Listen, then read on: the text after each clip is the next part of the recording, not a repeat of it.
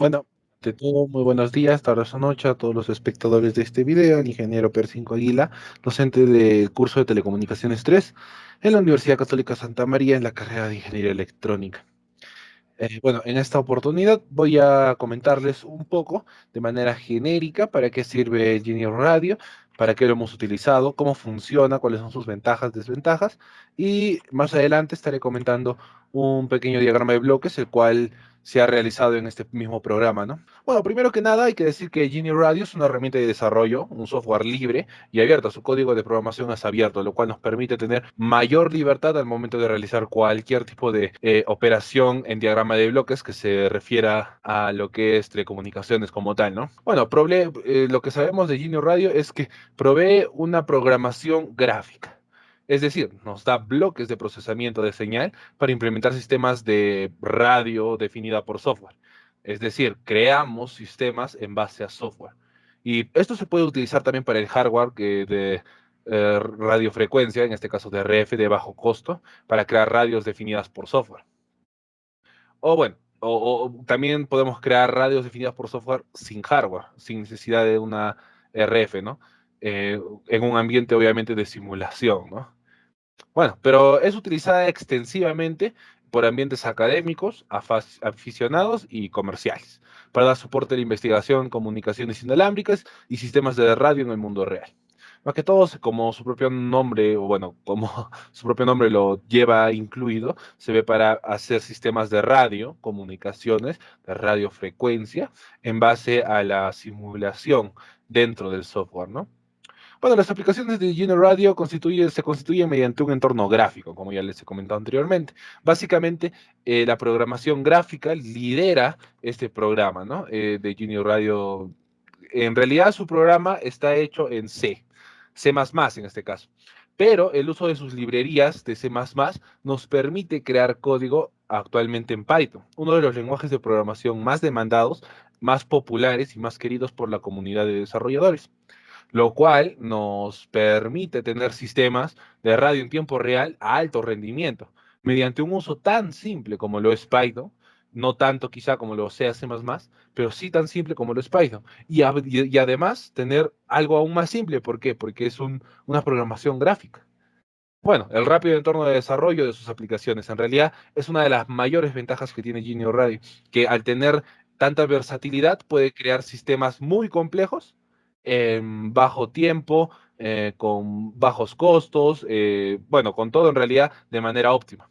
Ahora, un problema quizá que atrae tener un lenguaje de programación de muy alto nivel, incluyendo aparte un lenguaje gráfico, una programación gráfica, incluye quizá sistemas muy complejos, una reducción de quizá tiempo de procesamiento, quizá también podemos ver tiempo de maquetación de cualquier aplicación o sistema de radio que nosotros queramos implementar.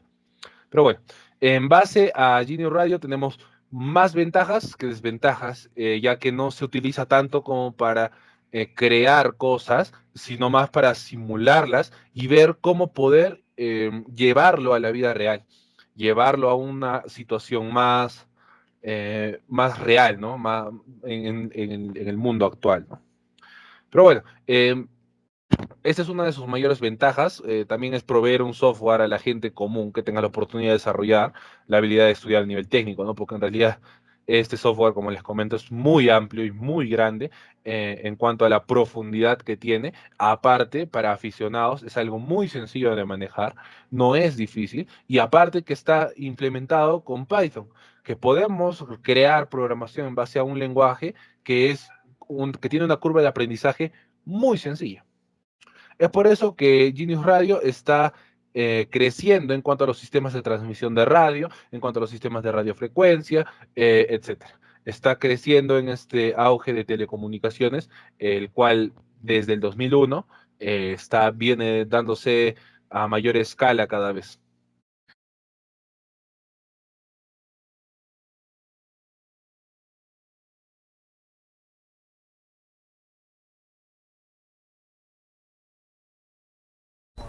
Buenos días, ingeniero. Mi nombre es Rubí Riquelme.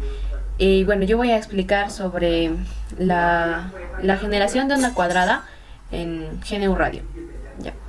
En, este, en esta generación de la cuadrada, bueno, acá tenemos la variable independiente. Este es el tiempo de muestreo, que son de 20K.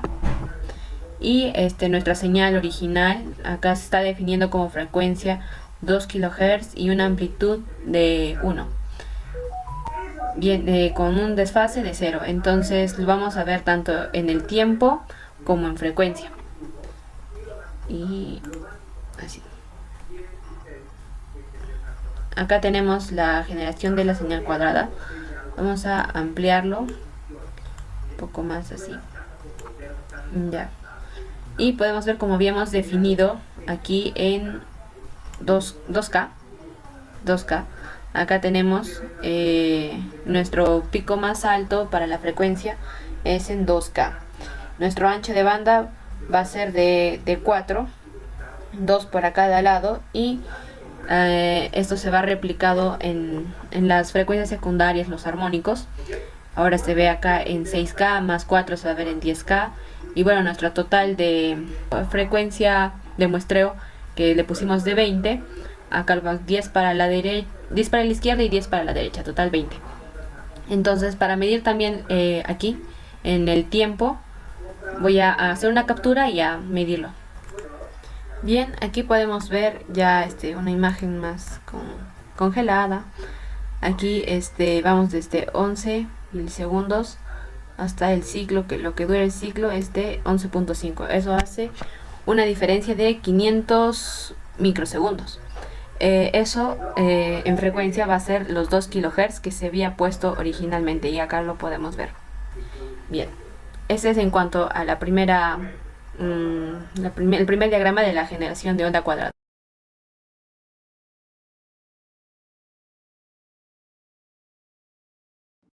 Bueno, en esta oportunidad voy a explicar el problema 2, la generación de una señal diente de sierra, en cuanto a la generación de esta señal en el programa Genio Radio. Bueno, primero nuestro objetivo es crear un diagrama de bloques, el cual nos permita generar una señal diente de sierra, a partir de una secuencia de bloques, obviamente. Pero bueno, para ello vamos a utilizar primero los bloques de fuente, las respuestas de gráfica y tiempo en frecuencia. Básicamente lo que hemos utilizado son bloques de generación de señales, la cual está en un sample rate de 100 kHz, luego tiene una frecuencia de 1 kilo, una amplitud de 2 voltios, un offset de -1. De esta manera nosotros lo vamos a trasladar de esta señal ya generada hacia un bloque de throat, el cual tiene un sample rate de 100 kHz, ¿no? Como en este caso, lo que vamos a hacer hasta este punto es generar una señal impulso, parecida, bueno, no señal impulso, una señal continua en el tiempo con respecto, o sea, la amplitud con respecto a t. Es decir, va a ir creciendo con una pendiente continua. Lo que sigue a eso, para ya tenerle en cuenta todo esto, es que debemos esta señal repartirla en dos. Bueno, un bloque de AGT sync y una de time sync. Bueno, básicamente esto para generar el pulso hacia abajo, que bueno, tiene la generación diante de sierra, ¿no? Y bueno, podemos ver que la gráfica, las zonas definidas con parámetros anteriores. Bueno, la gráfica de la simulación tiene todos los parámetros anteriores, incluyendo la amplitud, el offset, el time set, el sample rate, todo. En realidad bueno, eso demuestra que la señal de abajo es la señal proveniente de la señal del sistema de bloques que hemos construido, ¿no? Y bueno, básicamente es esa, bueno, abajo está el espectro el espectro en frecuencia, que podemos ver que también corresponde a la señal diente de sierra. Bueno, eso es obvio porque está en una misma ventana. Pero bueno, básicamente todo este diagrama de bloques de Genio Radio ha sido creado para satisfacer la señal diente de sierra, ¿no? Y bueno, eso ha sido todo por mi parte, ingeniero. Vamos a pasar con mi otro compañero.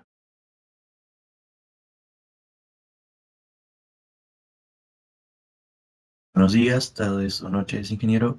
Yo soy Matías Medrano y el día de hoy voy a explicar desde la figura 3.6, que es el diagrama de suma de múltiples señales, hasta la figura 3.14, que es el canal de comunicaciones medido en decibelios, y la figura 3.25, multiplicación y suma de señales. Bien, primero veremos el diagrama de suma de múltiples señales. En este tenemos una señal fuente, una señal cosenoidal, después voy a dejar esto corriendo, una señal cosenoidal, una señal cuadrada y una señal de ruido gaussiano. La señal cosenoidal tiene una frecuencia de 1K y una amplitud de 6 voltios, la señal cuadrada de 2 kHz y 2 voltios, y el sonido gaussiano tiene una amplitud máxima de 1. Tenemos 4 salidas en el tiempo. En el primero tenemos solo la señal cosenoidal, luego tenemos solo la señal cuadrada, después tenemos solo la suma de la señal cuadrada con la senoidal, y al final tenemos la señal cuadrada con el ruido gaussiano. Bien, como podemos ver aquí, tenemos primero desde abajo hacia arriba la señal cosenoidal, que en el GNU Radio las señales nos las entrega con su componente real y su componente compleja. Tenemos aquí una señal cuadrada, que son también su componente real y su componente compleja. Aquí tenemos la suma de la señal de la senoidal con la cuadrada, y posteriormente tenemos la señal de oído. Ahora sí que tenemos la simulación. Pasamos al canal al modelamiento del sistema de comunicaciones, que tenemos aquí 3 sliders, uno para la amplitud del ruido, uno para la amplitud de la señal cosenoidal y uno para el atenuador de la señal cosenoidal. Como podemos ver, la atenuación está en 0, es decir, tenemos una máxima atenuación. Si es que aumentamos vemos que la señal aparece. También si reducimos el ruido vemos que no desaparece hasta que no llegamos a 0, ya que estamos con un autoscaling, pero vemos que está en un aproximado de 0.2 a 0.3, que es equivalente. Y bueno, en este caso todavía no tenemos la amplitud de la señal. Ahora, si hacemos que nuestra atenuación sea de 1, ya que nuestro ruido es bajo, tenemos la amplitud máxima, y que conforme vamos aumentando la forma del ruido, vemos que se distorsiona nuestra señal. Ahora, suponiendo que tenemos el máximo nivel de ruido, pero nuestro atenuador aumenta, entonces vemos que la señal ya no es afectada, ya que nuestra relación de nivel de ruido va a ser muy ligera, es decir, nuestra señal va a ser muy alta a comparación de nuestro ruido.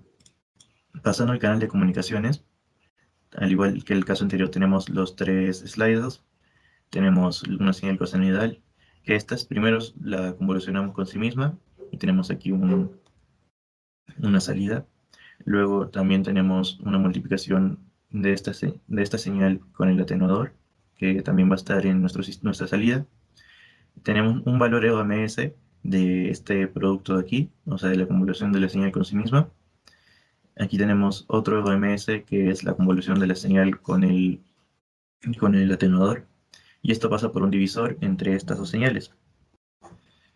Y finalmente tenemos aquí un logaritmo para tener nuestra señal en forma de decibelios. Podemos ver que la atenuación es 0, entonces solamente tenemos la señal cosenoidal, y aquí tenemos la data en forma de decibelios. Si es que nuestra atenuación va aumentando, por ejemplo hasta el caso de ser 5, vamos a ver que ya todas las señales van a ser de un nivel de decibelios positivo.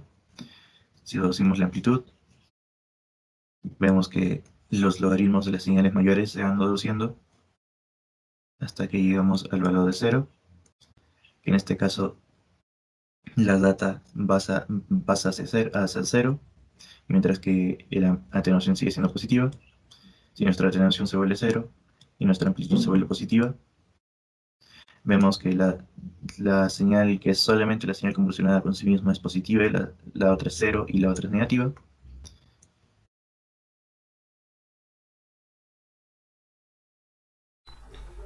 Bien, ingeniero, nuevamente soy Rubí Riquelme. Ahora voy a explicar sobre la suma de señales en frecuencia. Bien, igualmente tenemos una variable flotante de 32K que nos va a servir para poder denominar el tiempo de muestreo. Tenemos dos señales de frecuencia variable. Acá tenemos este es para la frecuencia 1, la frecuencia 2, es lo que va a generar nuestro slide. Son las señales coseno con una amplitud de 1 cada una y un offset de 0. Bien, acá tenemos nuestras salidas que van a ser en el tiempo y en frecuencia. Bien, vamos a correr y vamos a esperar un ratito. Ya. Ahora aquí tenemos bueno, la señal en el tiempo y la señal en frecuencia en decibelios. Ya, ahora, bueno, para hacer la prueba he escogido dos valores. El de la frecuencia 2 que sea de 1000 y el de la frecuencia 1 que sea de 4K. Entonces, acá podemos ver, ya se ha congelado la imagen, pero así no la podemos medir. Entonces, lo voy a ampliar. Y, a ver, por acá. Ya. Acá podemos ver que, bueno, ya, primero en el tiempo, según el cursor, como lo podemos ver, ya, vamos a medir. Hay un patrón que se repite, que es este de acá, este grande, que se repite y se repite. Entonces, esa es una frecuencia. Y aparte, acá hay otra, más pequeña. Entonces, acá podemos ver de 11.7 milisegundos hasta, sería hasta aquí, hasta 12.7 milisegundos. Son un milisegundo de diferencia. Eso nos da nuestra señal de 1K, que es la que le habíamos puesto. Y de aquí, más o menos de 12.5, ya, de 12.5 milisegundos hasta acá más o menos donde termina. 12.5 hasta por acá va a terminar 12.8. Voy a hacer el cálculo. Bien, entonces como le había dicho, de 12.5 milisegundos hasta por aquí más o menos en 12.75 milisegundos nos hace una diferencia de 250 microsegundos. Eso transformándolo son 4 kilohertz, lo que le habíamos puesto aquí. Y así podemos ver cómo se generó nuestra sumatoria de frecuencias.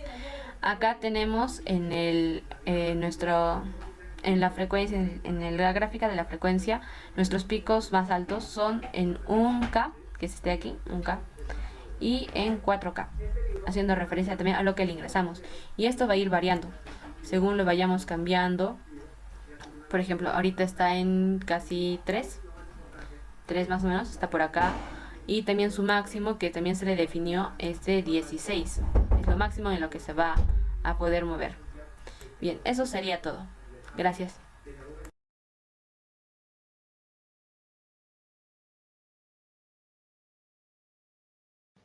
Tenemos para este caso una señal cosenoidal de 50 Hz y una señal cosenoidal de 560 Hz, de 560 kHz, perdón.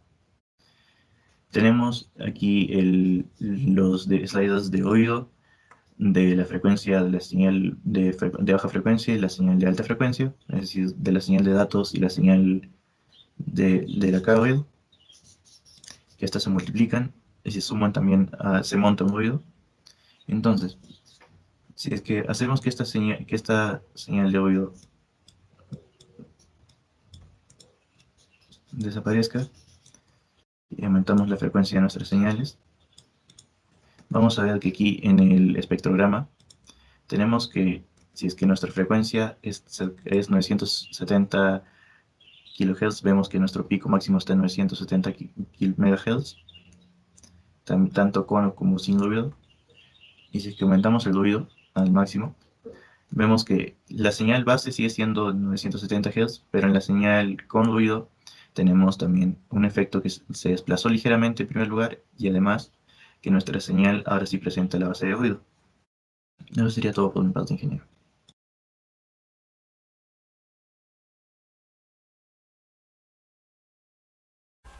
Buenas tardes, ingeniero. Mi nombre es Lizeth Sotomayor y en esta oportunidad voy a explicar los diagramas de bloques AM y FM en la presente guía de laboratorio. Bueno, vamos a empezar con la modulación AM en el dominio de la frecuencia. Como nosotros sabemos, este es un proceso mediante el cual la amplitud de la portadora varía de acuerdo a la señal modulante. Esta modulación es lineal, ya que el espectro de la modulante se traslada a una mayor frecuencia de la portadora, se podría decir, conservando la forma original. Posteriormente vamos a observar en la simulación. Asimismo, el índice o coeficiente de modulación es la relación entre la amplitud de la señal modulante y la amplitud de la portadora. Bueno, en pantalla tenemos el diagrama de modulación AM en el software de GNU Radio. Estamos utilizando en este diseño un bloque range para variar la frecuencia de la modulante y poder observar las bandas laterales, vendría a ser este bloque. Luego estamos utilizando otro bloque de frequency sync para poder observar los espectros de la señal original y la modulada. Posteriormente estamos utilizando el bloque throttle para acelerar el ejercicio y evitar que el programa consuma todos sus recursos. Tenemos como señal original una señal coseno de 1 kHz y una amplitud de 2, la cual va a ser multiplicada por otra señal coseno de 100 kHz con una amplitud de 4. Procedemos con la simulación. Bueno, como nosotros podemos observar en la pantalla, vamos a tener una frecuencia de 1 kilo y en color azul tenemos el espectro de la señal original, que vendría a ser 1 kilo aprox, 0.98 kilo, 1.15 aprox, y de color rojo tenemos a la señal modulada, que vendría a ser 100K aproximadamente, como lo podemos observar. Podemos observar cómo el espectro se ha trasladado, como lo mencioné anteriormente. Ahora seguiremos con el receptor FM estéreo. Para nosotros saber acerca o entender acerca del proceso de modelamiento del receptor FM estéreo, primero debemos de saber cómo se realiza la transmisión. Como nosotros sabemos, el FM estéreo consiste en dos señales desfasadas, parecidas entre sí, que deben de trasladarse mediante un solo medio, que vendría a ser el aire. Sin embargo, si nosotros las sumamos, las mezclamos, estas se van a distorsionar, se va a perder información, etc. Entonces, ¿cómo nosotros vamos a transmitir este FM estéreo? Bueno, el primer paso es sumar estas dos señales, que vendría a ser la left y la señal right. Por otro lado, también debemos de restar estas señales left y right. Esta señal restada, esta diferencia de señales, la ingresamos a un modulador AM de 38 kHz.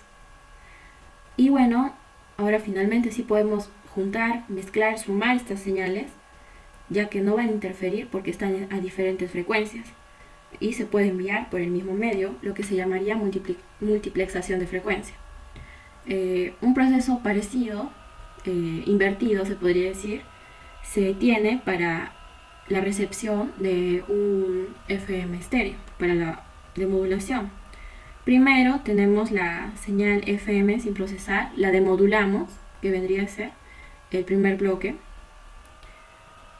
Luego, a partir de esta señal sin procesar, el filtro pasa abajo con 15 kHz, filtra la señal mono.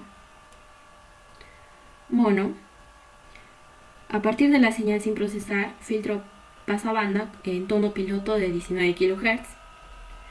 Luego utilizamos un PLL para recuperar un piloto limpio, que vendría a ser el PLL Carrier Regeneration, el cual va a estar en la fase correcta con una amplitud de 1. Luego cuadramos la salida del PLL y filtramos con un filtro pasabanda a 38 kHz para obtener el segundo armónico. Luego multiplicamos la señal sin procesar con la portadora generada y el filtro pasa abajo con el filtro de 15 kHz. Seguidamente sumamos las señales mono y estéreo juntas para reconstruir el canal izquierdo. De igual manera se reconstruye el canal derecho con la diferencia de ambas y finalmente se vuelve a mezclar correctamente a 48 kHz. En el presente diagrama tenemos 7 bloques. El primero compuesto por la demodulación FM. En esta oportunidad estamos utilizando un archivo, una fuente de archivo. Este vendría a ser un archivo que es una grabación de la transmisión de un SDR que hemos encontrado en la web, a falta del hardware, que vendría a ser el SDR para fines educativos. Luego, lo hemos reemplazado. Si nosotros tenemos un SDR, podemos utilizar un bloque SDR. Luego tenemos la segunda etapa, que vendría a ser la de retardo. Vamos a retrasar la señal para la reconstrucción del reloj en 3 muestras. Luego tenemos la señal piloto, como lo mencionamos, compuesta por un filtro pasabanda y el PLL Carrier. Seguidamente tenemos la etapa 4, compuesta por el multiplicador y un filtro pasabanda de 35 kilos. Seguidamente tenemos la etapa 5, que vendría a ser otro multiplicador, pero en esta oportunidad un filtro pasabajos.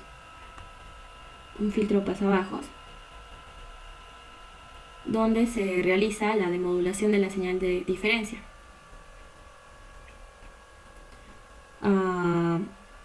Seguidamente tenemos la etapa 6,